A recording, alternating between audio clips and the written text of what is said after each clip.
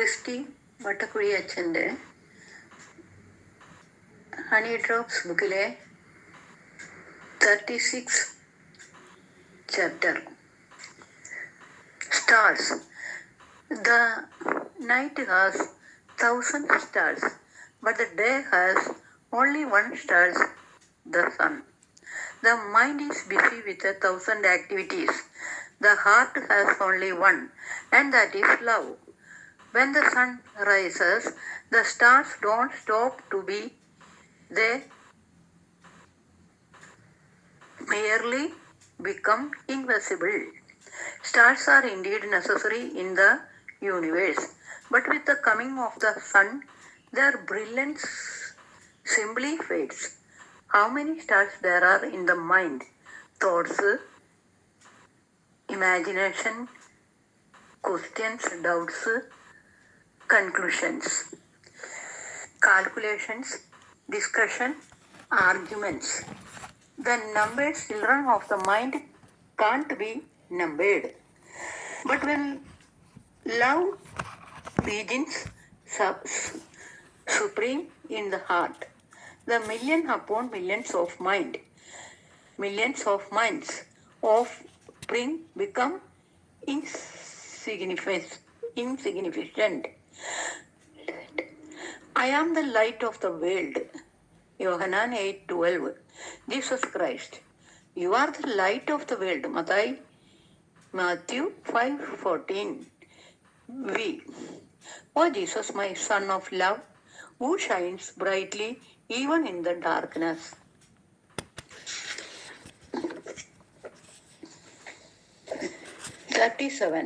Warning signals. In the Bible, money is mentioned at least 2,500 times because that wealth doesn't become an enemy of God. Our life in this world is like a boat floating on water. A boat can move only if it floats on water. As long as humans live in the world, they need money and wealth. However, just as the boat will sink if water enters the boat, it will be suicidal if wealth is allowed entry into the heart of humans in life. Besides necessities and needs, there are also unnecessary wants. Food, clothing, and shelter fall into the first list. Those who are satisfied with that are in the green signal zone. Those who live in luxury and extravagance are in the yellow signal zone. Luka 16:19, Luka 15:13. Those who are greedy for money and crave for increasing their wealth find themselves in danger, already in the red signal zone. Those who indulge in injustice to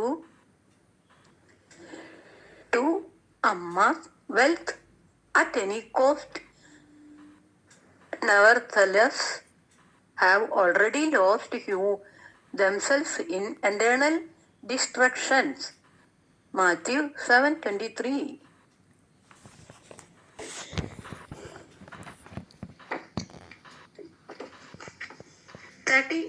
38th chapter.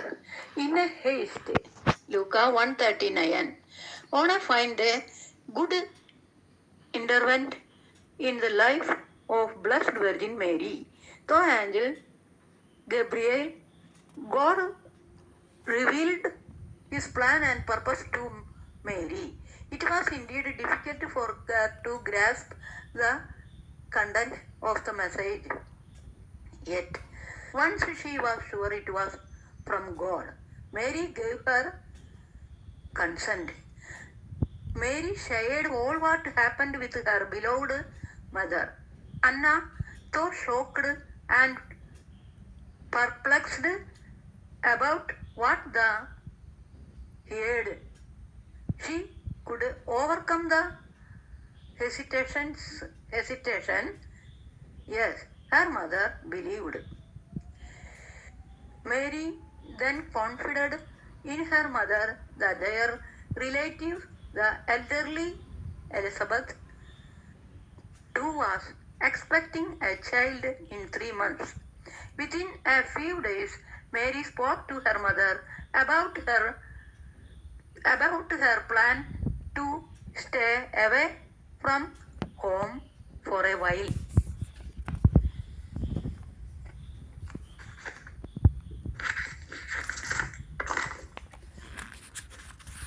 If I remain here, she said, and if the people come to know that I am pregnant before living with my husband, I know for sure 100% that the one in my womb is the Son of God. Yet that prudent explanations silenced Anna. Isn't it her prudence that led Mary to set out in a haste?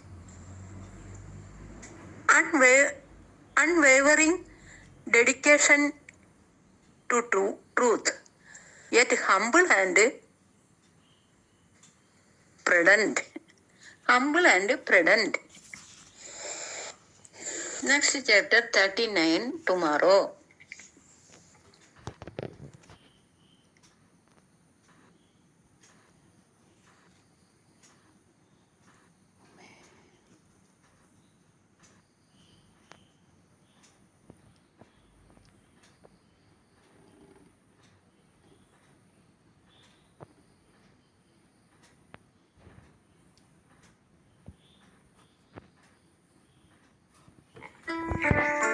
യോഹന്നാൻ അവനോട് പറഞ്ഞു, ഗുരു, നിന്റെ നാമത്തിൽ പിശാചുക്കളെ പുറത്താക്കുന്ന ഒരാളെ ഞങ്ങൾ കണ്ടു. ഞങ്ങൾ അവനെ തടഞ്ഞു, കാരണം അവൻ നമ്മളെ അനുഗമിച്ചില്ല. യേശു പറഞ്ഞു, അവനെ തടയേണ്ട. ഒരുവന് എന്റെ നാമത്തിൽ അത്ഭുത പ്രവൃത്തി ചെയ്യാനും ഉടനെ എന്നെക്കുറിച്ച് ദൂഷണം പറയാനും സാധിക്കുകയില്ല. നമുക്കെതിരല്ലാത്തവൻ നമ്മുടെ പക്ഷത്താണ്.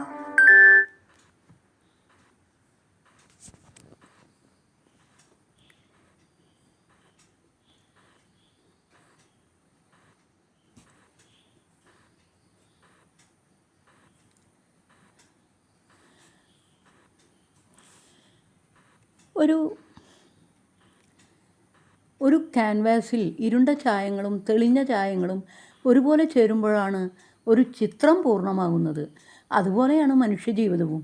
വിധി കാത്തുവയ്ക്കുന്ന എല്ലാറ്റിനെയും ഇരു കൈയും നീട്ടി സ്വീകരിക്കാനാവില്ല. എല്ലാറ്റിനോടും കലഹിച്ച് ജീവിക്കാനും കഴിയില്ല. ചിലതിനോട് പൊരുത്തപ്പെടാനും ചിലതിനോട് പൊരുതി നിൽക്കാനും കഴിഞ്ഞാലേ ജീവിതം മനോഹരമാവൂ.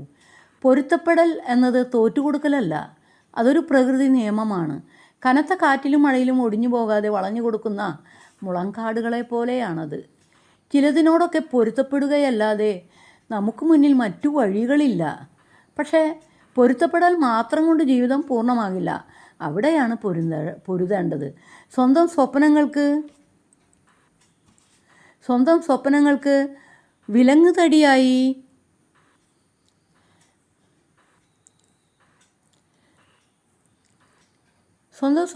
വിലങ്ങുതടിയാകുന്ന പ്രതിബന്ധങ്ങൾക്കെതിരെ പൊരുതി നിൽക്കാൻ കഴിയണം. മണ്ണിൽ ആഴത്തിൽ കുഴിച്ചുമൂടിയ ഒരു വിത്ത് ആ ഇരുട്ടിനോട് പൊരുത്തപ്പെട്ട് അവിടെ തന്നെ ഒതുങ്ങിക്കൂടുകയല്ലോ ചെയ്യുന്നത്. അത് മണ്ണിൻ്റെ മറവിലേക്ക് തൻ്റെ കുഞ്ഞു വേരുകളാഴ്ത്തി കല്ലുകളെയും മൺതരികളെയും വകഞ്ഞു മാറ്റി പൊരുതി പുറത്തേക്ക് വരുന്നു. ആ പോരാട്ടത്തിനൊടുവിലാണ് അത് സൂര്യപ്രകാശത്തെ തൊടുന്നതും ഒരു വൻമരമായി പൂത്തുലയുന്നതും. നമ്മുടെ ഉള്ളിലെ സ്വപ്നങ്ങളും ആ വിത്ത്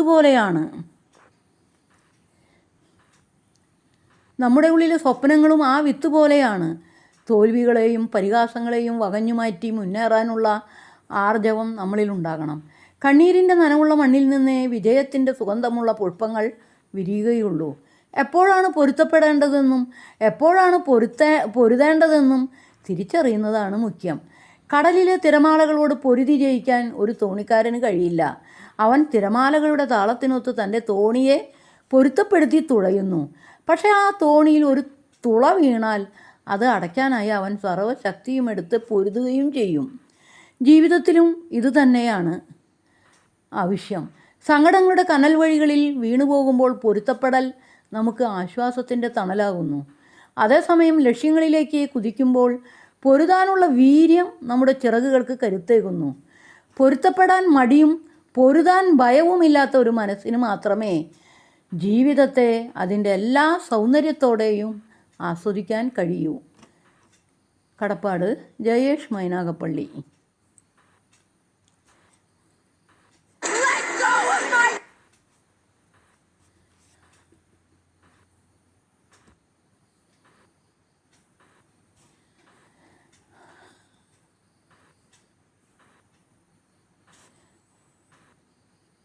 നിങ്ങൾ എങ്ങോട്ടാ പോകുന്നത്?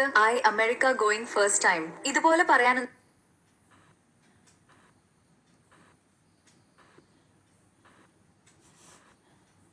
കളയെന്ന് വിളിക്കാവുന്ന ഒരു ചെടി ഭൂമിയിലുണ്ടാവുമോ?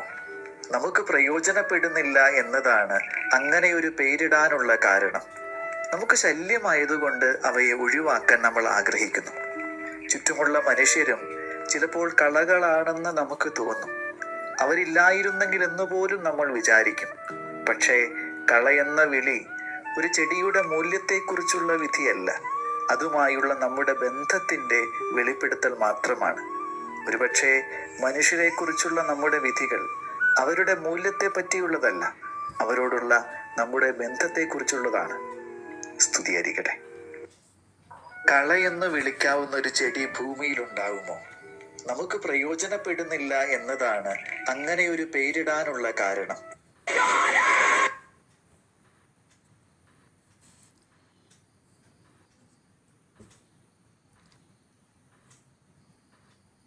ലിപ്തവാക്യങ്ങൾ.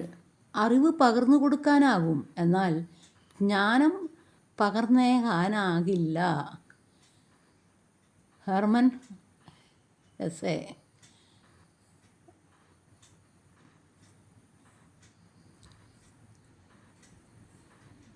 ഒരു ഗുരുവും ശിഷ്യനും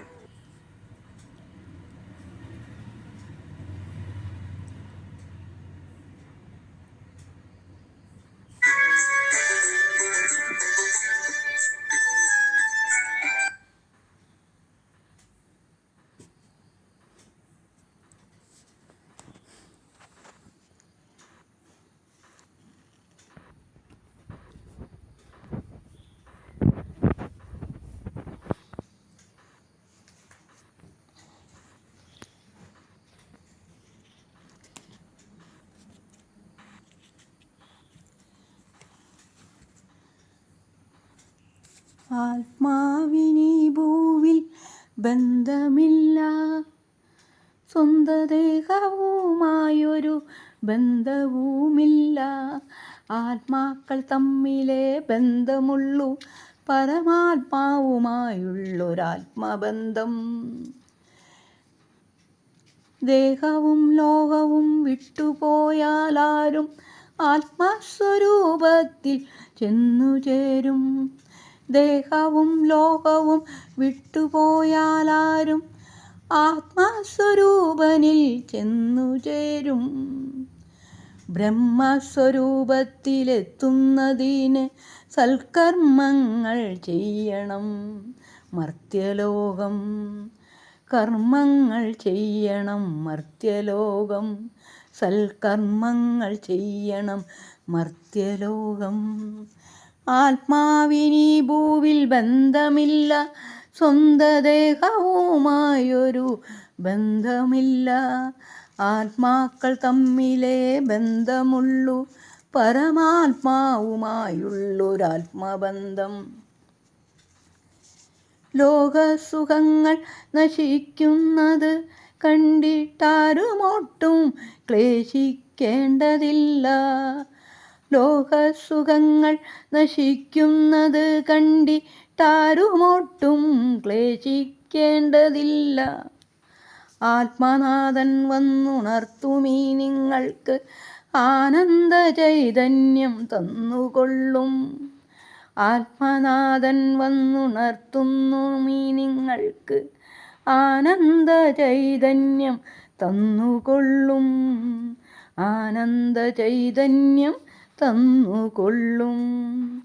ആത്മാവിലി ഭൂവിൽ ബന്ധമില്ല, സ്വന്തദേഹവുമായൊരു ബന്ധവുമില്ല. ആത്മാക്കൾ തമ്മിലേ ബന്ധമുള്ളൂ, പരമാത്മാവു തമ്മിൽ ആത്മബന്ധം.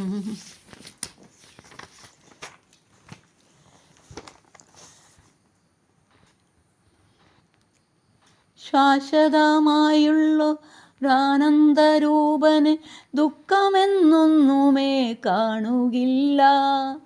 ശാശ്വതമായുള്ളൊരാനന്ദരൂപന് ദുഃഖമെന്നൊന്നുമേ കാണുകില്ല.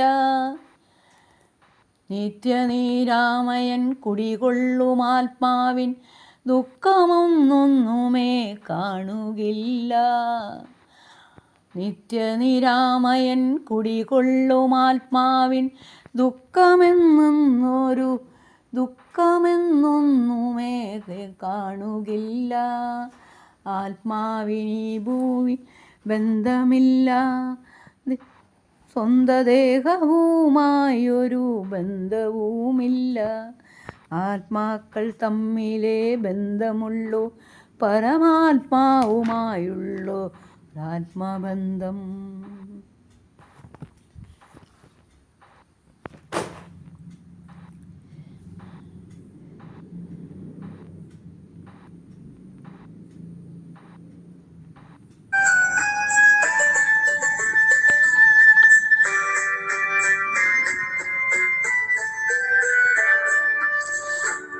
മനുഷ്യൻ മതങ്ങളെ സൃഷ്ടിച്ചു, മതങ്ങൾ ദൈവങ്ങളെ സൃഷ്ടിച്ചു. മനുഷ്യനും മതങ്ങളും ദൈവങ്ങളും കൂടി മണ്ണു പങ്കുവച്ചു, മനസ്സ് പങ്കുവച്ചു. മനുഷ്യൻ മതങ്ങളെ സൃഷ്ടിച്ചു.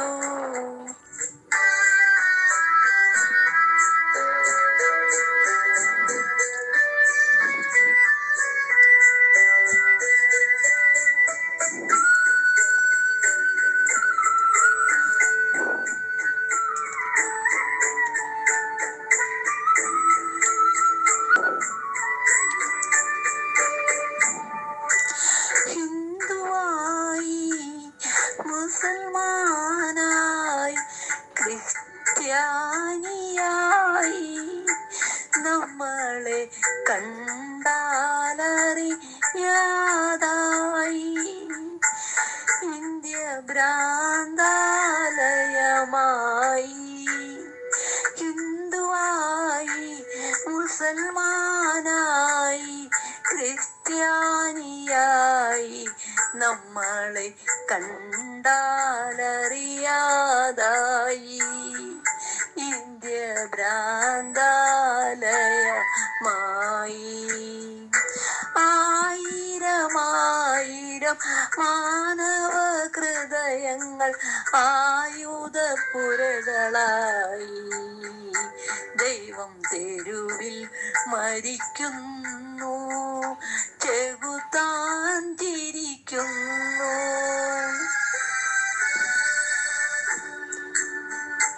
മനുഷ്യൻ മതങ്ങളെ സൃഷ്ടിച്ചു, മതങ്ങൾ ദൈവങ്ങളെ സൃഷ്ടിച്ചു.